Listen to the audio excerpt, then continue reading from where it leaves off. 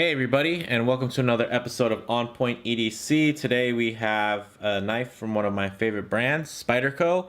A little bit about Spyderco. They were founded in 1979 out of Golden, Colorado.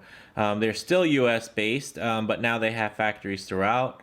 They have a US factory that puts out more of their iconic pieces, and then the Taiwanese factory, which it's just pretty famous now, which is where they put out more of their high-end modern pieces, and then kind of Japan and their Italy factories put out those kind of entry-level to mid-range knives, while their Chinese factory puts out some of their more budget-oriented pieces. So one of the cool things is that their market segment kind of has everything from entry level to more high-end pieces. So, I guess you could kind of think of Spyderco as almost the Seiko of knives, in that they kind of offer a little bit of something for everyone.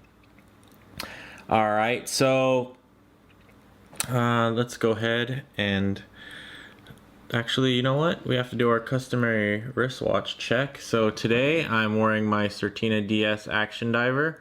It's one of my favorite dive watches. I think it offers a lot of bang per buck. Make sure you look up the video. I did a video review for this a while back. So let me just charge it up here. Get some gratuitous lume, because who doesn't love good lume shots on video? So, as you can see, really nicely executed, great BGW9. Looks great in the dark, looks great in the light. Highly recommend this piece. If you guys own a DS Action, I find that the fans of DS Action divers are very vocal. And this is a watch that's, if you're not into watches, you probably never heard of it. But if you've ever been on a watch forum, it is probably one of the more recommended Swiss-made watches that are out there. So really cool piece. I'm wearing it today to kind of go with the blue anodized finish of the Mantra here. So let's go ahead and get into this knife a little bit. So this is the Mantra 1 versus the Mantra 2, which actually has a more traditional blade shape. So the Mantra 1 has more of a traditional Spyderco blade shape. So as you can see, this one has been blue fade anodized, and it also, they added blue titanium hardware. This was done by Blades We Love. Really nicely executed. The fade doesn't look as bright as it once was, because it's just my sweat and kind of oils from my hands have been soaked into the titanium, which kind of darkens it. But I think if I pull it back a little bit, you can get kind of a better look. So really cool, nicely done. And I felt that with this particular knife, it just needed to be spruced up a little bit, because it's just extremely, the design, especially for the handle, is just very minimalist. Although it does have the contours, very similar to a Delica. It's just, there's everything's just kind of rounded off nicely. There's not much areas where it just brings visual interest. So I'm really glad that this was anodized, because now it looks a lot different than one of the many other titanium frame locks that I own. So a little bit about the Mantra. Basically, it has the Kit Carson inspired flipper opener, and basically they used state-of-the-art materials and advanced design features to put this out. This is a modern knife, which is really cool, and it has different ways to deploy. So, and if you want to do it slow, you can do it slow, fast. So really love this knife. It's great to carry. So the retail price for this knife is $279.95, so just below $280. But the street price, they do use MAP pricing now, so minimum advertised pricing scales. So basically it goes for $167.97. So right about 170 bucks, which is actually a pretty competitive space right now for titanium frame locks. So a little bit about the knife upon closer inspection here. It uses CPM, which is US based, crucible steel. It's M4, which is a premium tool steel. It has a full flat grind, with a satin finish. It has that nice spear kind of leaf shaped blade, which Spydercos are known for. It is extremely sharp out of box. It's definitely made to be a slicer, but I mean, this is a very sharp knife out of box, like most Spydercos are, so no surprise there. All right, a little bit about M4 tool steel. It's extremely tough, with industry leading edge retention, and it's really one of the finest cutting steels.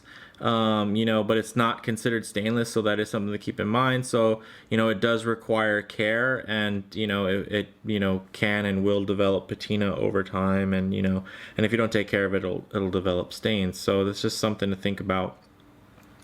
The handle is normally titanium, it still is titanium, but it's anodized. Before this, it had a stone washed finish. So some of the specs, they were posted in the beginning of the video, but just to kind of touch on them again, the overall length is about 7.34 inches. The blade length itself is a little bit over 3 inches at 3.2. Closed length is going to be 4.14, and then the weight is right at 3 ounces, which I think is about what you'd expect for a titanium frame lock flipper at this size.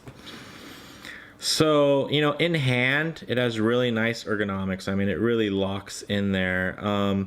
Really, solid jimping here on the thumb ramp.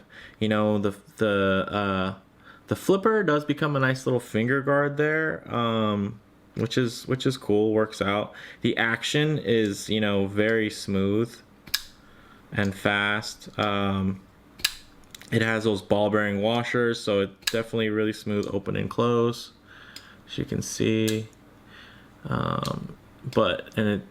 can light switch it, or you can just push button, but it's not the greatest flipper. I think probably even out of the Spydercos that I've had, I think I prefer the Domino's flipping action. I don't know, maybe not the action, but the tab. I guess the tab here is just the angle. It just means you have to try a little bit harder. It's not as fire and forget as some other flippers that are on the market, but it's definitely a nicely flipping knife, especially for a Spyderco. So I'm really pleased with the action. Just some things to keep in mind if I'm going to be nitpicky for the review. Okay, so you know what? Let's actually take a look at some comparables now. Of course, we got to look at the Delica 4, which is kind of what everybody compares this to. This particular Delica 4 that I'm going to show you guys has blued screws and a deep carry titanium pocket clip. So it's a nicer Delica, but as you can see there, size-wise, they're pretty close. And they do have a very similar handle shape.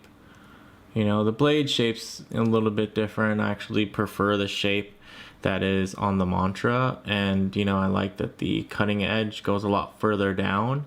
So although the blades are very similar in height, the cutting edge is much longer, as you can see on the Mantra. So it's going to keep going down versus here. You have that ricasso. So I mean, it'd be nice if this was built into a finger choil.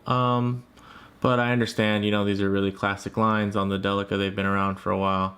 They don't want to change that. So something to just take a look at there. Okay, so, in pocket, one of the things which is really nice about this knife is that it does have that wire deep carry clip. It's not the greatest looking clip, and it also, of course, it does wear down, and that's not just because it's anodized. I've seen basically pictures of unheat treated grips. The same thing happens basically. The scales, it just ends up kind of leaving a little polishing from rubbing back and forth there. So something to keep in mind. Not the perfect thing. It's not what you really want, but it just it's meant to be used. So, but it does carry really nice and low, and has a very small footprint in the pocket. You know, it's just kind of like a lower riding Delica basically. Some comparable options, I'd say, you know, especially when we're thinking about price, would be the 0450. And this particular 0450 from Zero Tolerance, I've modded, so it does have carbon fiber side scale, blued titanium standoffs in the rear there, and a very nice milled pocket clip from MXG Gear. So this is a little bit more optimized, but also the knife is a little bit cheaper out of the box, right? You can get these for about 150 bucks, and with the leftovers you can really spruce it up. So you can take a look as far as size-wise, scale-wise, you know, and of course the detent on here is a lot more dialed in.